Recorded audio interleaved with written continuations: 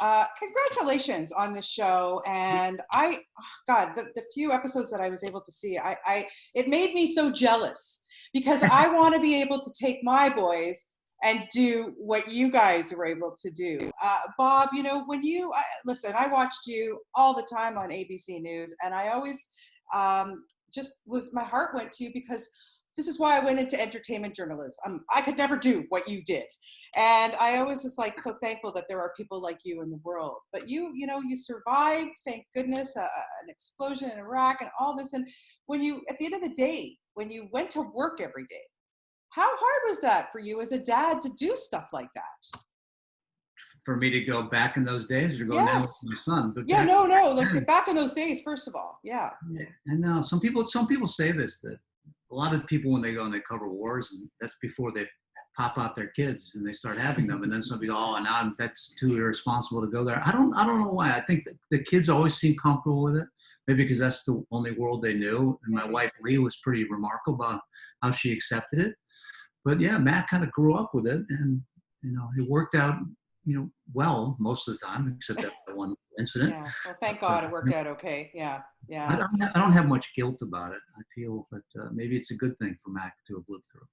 Yeah, and Mac, to have this opportunity with your dad now going forward, and to have done this series with him, honestly, that's a gift. What an amazing gift. Yeah, it's invaluable time with my dad. As he often says, you get to spend a lot of time with your kids when they're growing up, but then, when you turn 18 or when 19, you go to college and you kind of leave the nest. And we got to spend this ton of time together in the past year, and it's been a complete gift. I mean, there were some times that, we wanted to get into fist fights, but, it happens with everyone. Most of the time we were just having an absolute blast. There were tough times. It's not a vacation, but these trips were super transformative for both of us and made us way closer. Yeah, I can imagine. Bob, just tell us a little bit about this series and how it all came about, because I just find it fascinating that you're taking us to these countries that, of course, I wouldn't go book my vacation because we think they're war-torn countries or they're dangerous. So tell us about how this all came about. Years ago, a couple years ago, we thought that, the world's got kind of almost, I would say, an inaccurate reputation. A reputation that doesn't really reflect the reality of these countries, because mostly we've covered wars, which is a small element of something happening with the country, some kind of crisis, a war, environmental collapse, what it may be. So it's always something that makes these countries look dangerous and bad. But every time we as the reporters go to these countries, we see these amazing sides too, but they're never part of the story. So I wanted to make sure that we could tell the world about this. So initially we pitched this idea to Nat Geo, and they loved the idea, National Geographic, and they loved the idea. But then that was right when Disney was starting to move, taking over Fox, and that means taking over Nat Geo. So they thought, okay, Disney Plus might be great for this. And initially I thought to be great, because my son here is he's a great photographer, cinematographer, and that's his world that he loves to shoot and go to these places anyway. I thought he'd be a great one to maybe go meet us in some of these countries and do some shooting with us. And then I thought, wait, maybe this should be a father-son thing, because, it's important for his generation to know this as well. So it worked out well. And then I got that call, and I said yes before the whole sentence even came out of his mouth. Hey, listen, I would have been there too, no question about it. Mac, don't let your kids watch this. If they're going to be that jealous about it, don't let them watch. I know that's the dilemma here. I know, really, should I let them? Because then they're going to expect me to take them on this, worldwide vacation, and I'm like, are you paying? I'm not. But anyway. No, it was no vacation. No, I know that. But Mac, for you, I want to go there because you did go to some extraordinary places, and I can't imagine, even for both of you, that after this whole experience was over, it wasn't life-changing. Oh, certainly life-changing. I mean, we saw places that, outsiders had never been to. We went to skull caves in Papua New Guinea, the biggest caves in the world in Ethiopia. or in Africa and Ethiopia, you know, we went and hung out with former Yeah. drug cartels in Colombia. We rode horses. You know, there were so many experiences that I never would have had the opportunity to do, let alone go to a place like Chernobyl, which wasn't even, you know, on my to-do list Yes. in this life. But we made it, and I'll never forget the experiences we had, especially to do it alongside my dad. And in the Ukraine episode, my sister Catherine came along.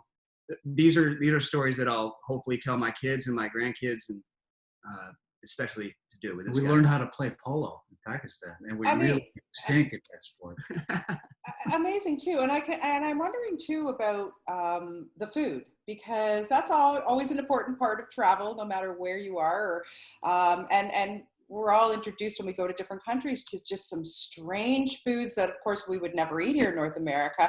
What kind of stands out for you guys, or was there anything you were like, there is just no way I'm trying that? Well, basically on the first day of production, it was my birthday, and we were in the Amazon, and they bring out a platter of these larvae from a palm tree that they harvested. Yeah. They were pretty gnarly, but I ended up eating one. My dad opted to not, because he has way less to prove than I do, I think. Like, I claimed that I was a vegetarian at the time, trying to get out of it. But the food on the trip was really good. I mean, Ethiopia has amazing food. Lebanon was probably the best. I'm a huge fan of hummus and all of that stuff. Same. Pakistan was amazing. It's similar to Indian food, which is probably my favorite cuisine. I think, we ate a lot of amazing food. But there were a lot of, you know, long car rides where we had just granola bars or whatever we could get our hands on. A lot of local produce, so we ate pretty well. Yeah, Bob, you know, we're pretty much the same age almost, and I have to say, man, your stamina, where the hell does that come from? Like, half the stuff you did, I don't know if I would have had the courage to do it. You know, it gets harder every day. I don't know what happened here. I don't know what's going on, but yeah, I mean, you know, I guess part of it, when you got the drive to do it and you have to survive, then somehow you have to get more energy. So I survived. It was exhausting, as I said, and plus I had to be in the same room as Mack. So yeah, you had something to prove, right? You got to show him. Yeah.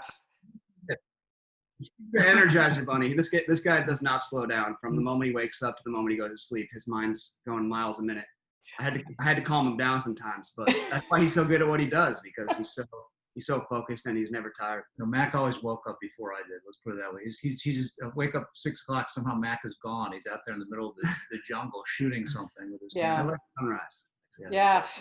Mack, just the last question. Having, you know, grown up with obviously, you know, how great your dad and so many amazing stories that he gave us on the news and everything. Did you ever think about going into that side of journalism, not cinematography, but being like a hard news, you know, covering wars, things like that? Did you ever think about that? I think for the longest time, I didn't want to do what my dad did. And I don't know if that was because often kids don't really fully understand what their parents do, and or they're sort of turned off by that. But until I was like 25, 26, I wanted nothing to do with hard news. And now that I've been a photographer and a videographer for a while, and then I got to go on this trip with my dad and make the show, it's pretty much all I want to do now.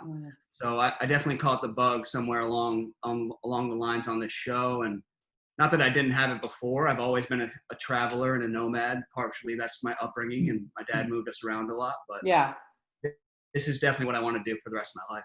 100%. Well, good stuff. Good stuff. Listen, I really enjoyed what I got to see of this show. It's fantastic. I can't wait to watch the rest of it. And lovely to meet both of you.